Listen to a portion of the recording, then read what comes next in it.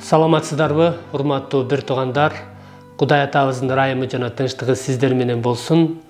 Биз сиздер менен Элчи Павылдын Корунт жыйынына жазган экинчи катынын негизиндеги элдештирүү кызматчылар аттуу серияларыбызды улантабыз. Бүгүн биз сиздер менен карай турган тема Машаяктын жагымдуу жыты деп аталат. Өткөн насаат сөздө биз күнөөлөр үчүн өкүнүп тоо кылган адамга биз кандай мамиле кылышыбыз керектигин, биз аны кечирип, ага сүйүү менен мамиле кылышыбыз керектигин караганбыз. Бүгүн болсо 2-Корунттуктар 2-бөлүм 12-аяттан 17-аятка чейин Машаяктын жагымдуу жыты аттуу теманы карайбыз. Анда эмесе бул үзүндүнү мен силерге окуп берейин. Машаяктын жакшы кабарын таратыш үчүн Троаска келгенимде, Теңир аркылуу бул жерде жакшы кабар таратуу үчүн эшик ачык болгонуна карабастан рухум тынчтана албады.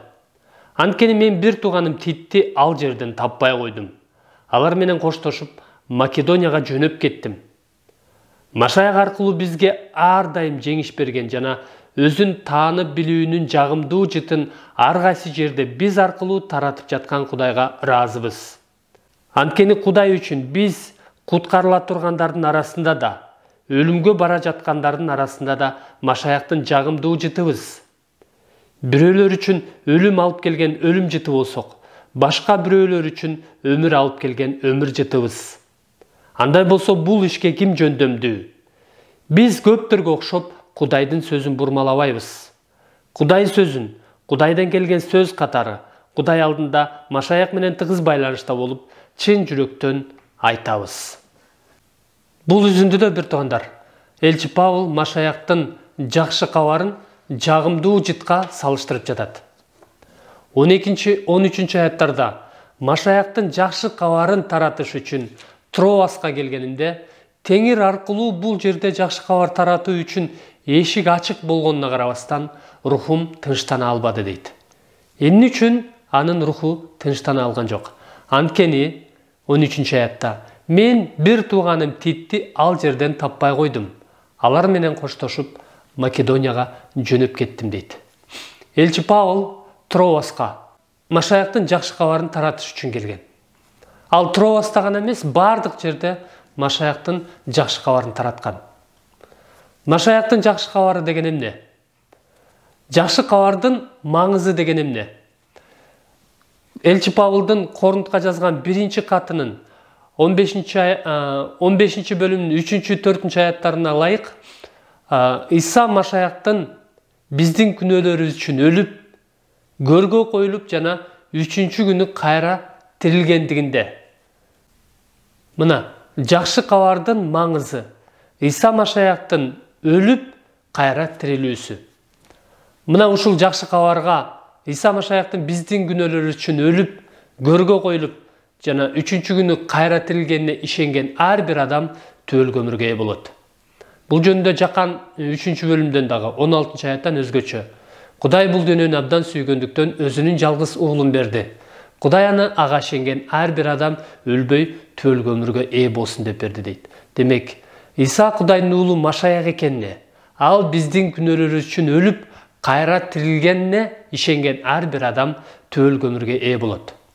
Мына ушул кабарды Элчи Павыл Троас деген шаарга таратканы келген.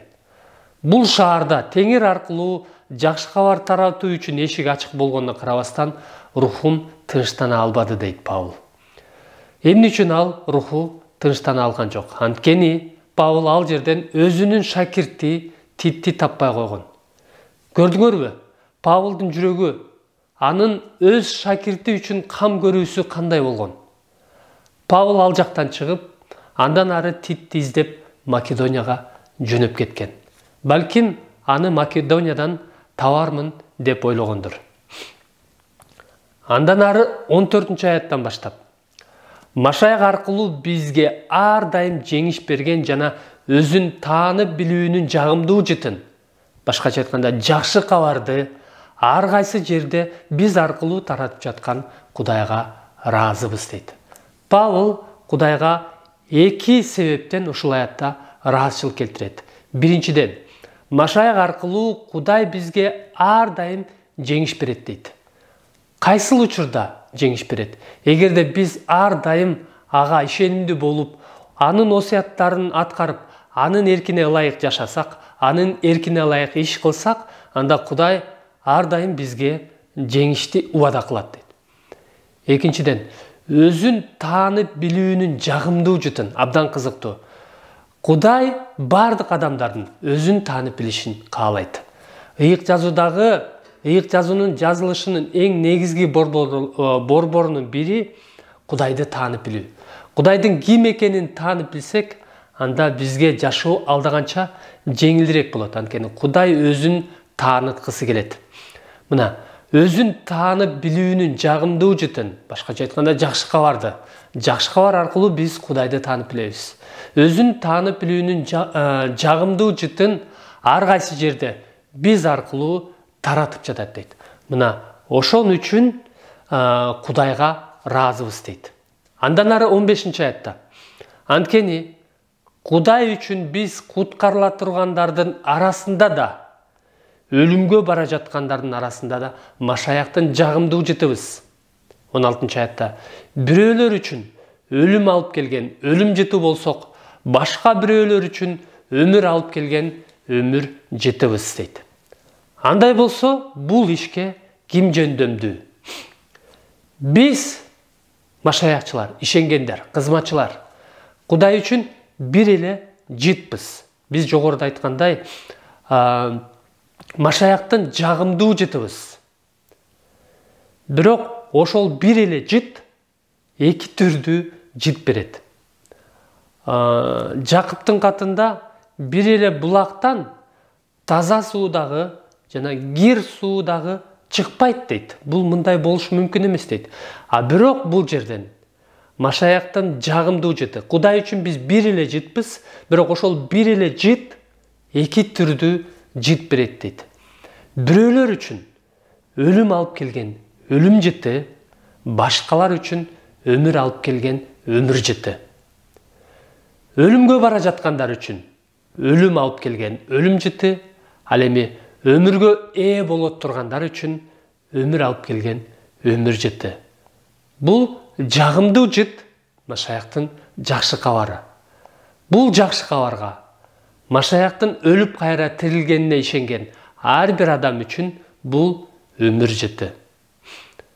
Ал эми бул жакшы кабарга Исанын өлүп кайра тирилгенине ишенбегендер үчүн бул тилекке каршы өлүм жыты. Андай болсо, бул ишке, бул жагымдуу жытты таратууга ким жөндөмдүү? 17-аятта элчи Павыл өзүнүн ушул суроого болгон жообун улантып мындай дейт. Биз көптөргө окшоп Кудайдын сөзүн бурмалабайбыз. Кудайдын сөзүн Кудайдан келген сөз катары Кудай алдында Машаяк менен тыгыз байланышта болуп, чын жүрөктөн айтабыз. Кызыл Инжилде ушул аят абдан кызыктуу которулган. Көпчүлүк окшоп биз Кудайдын кабарын соодага айландырып, андан пайда табалы деген жерибиз жок. Жашыл китепте, жашыл котормодо биз көптөргө окшоп Кудайдын сөзүн бурмалабайбыз дейт. Ал эми Кызыл Инжилде көпчүлүк окшоп биз Кудайдын кабарын соодага айландырып, андан пайда табалы деген жерибиз жок дейт. Кудайдын жибергендери, Машаяктын кызматчылары катары, ал бизди, Кудай бизди көрүп турганын билип, кайра анын кабарын чын дилибизден таратып жүрөбүз дейт. Демек, ошол учурда элчи Павылдын убагында көптөгөн Кудайдын сөзүн, жакшы кабарды бурмалап окуткан көптөгөн жалган окутуучулар же жалган элчилер болгон. Биз ошол көптөргө окшоп Кудайдын сөзүн бурмалабайбыз дейт.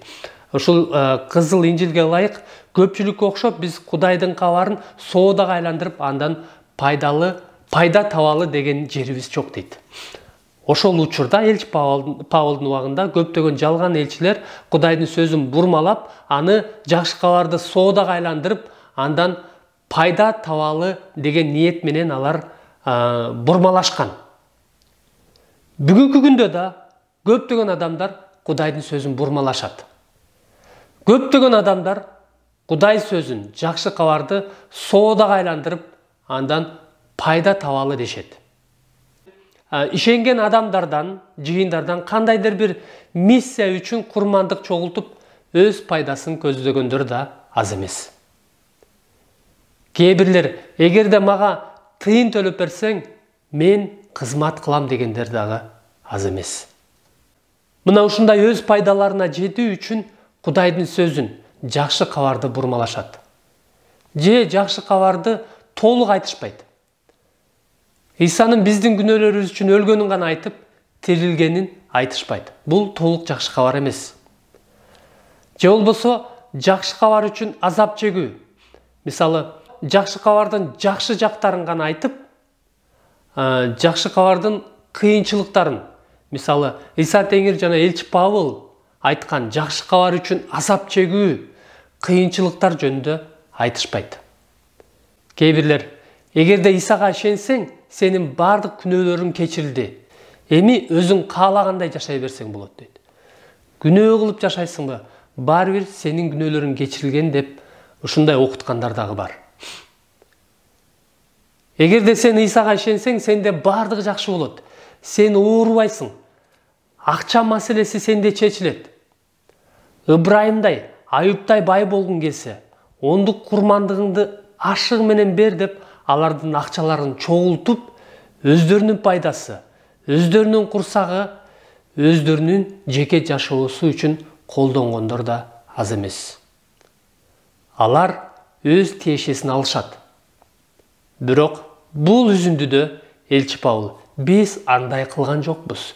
Өз пайдабызды, өз кызыкчылыгыбызды көздөгөн жокпуз. Өз максатыбызга жетиш үчүн жакшы кабарды бурмалаган жокпуз дейт. Биз аларга окшоп Кудайдын кабарын бурмалабайбыз. Кудайдын жибергендери, Машаяктын кызматчылары катары, ал бизди көрүп турганы, Кудай бизди көрүп турат, Кудай баарын көрүп турат, Кудай баарын билип турганын билип, кайра анын кабарын чын дилибизден таратып жүрөбүз.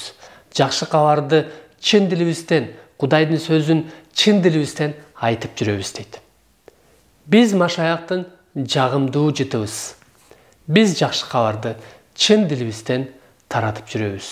Мына ошол жакшы кабарга ишенген ар ким түбөлгө өмүргө ээ болот. Ошол жакшы кабар алар үчүн жагымдуу жыт болот. Өмүр алып келген жагымдуу жыт болот дейт. Ошондуктан бул жакшы кабарга ишенген ар ким түбөлгө өмүргө ээ болот.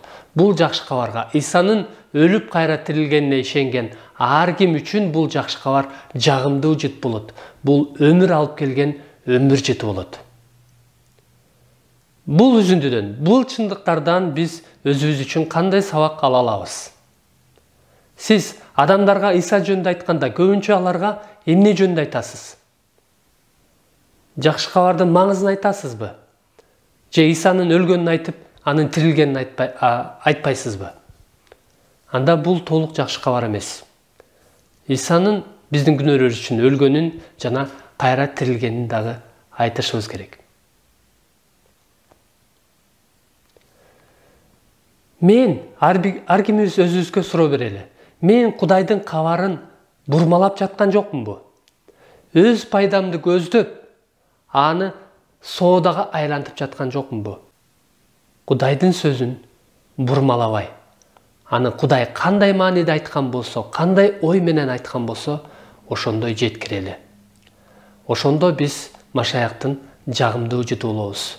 Ошондо биз башкаларга өмүр алып келген, өмүр берүүчү жагымдуу жыт болобуз. Амин.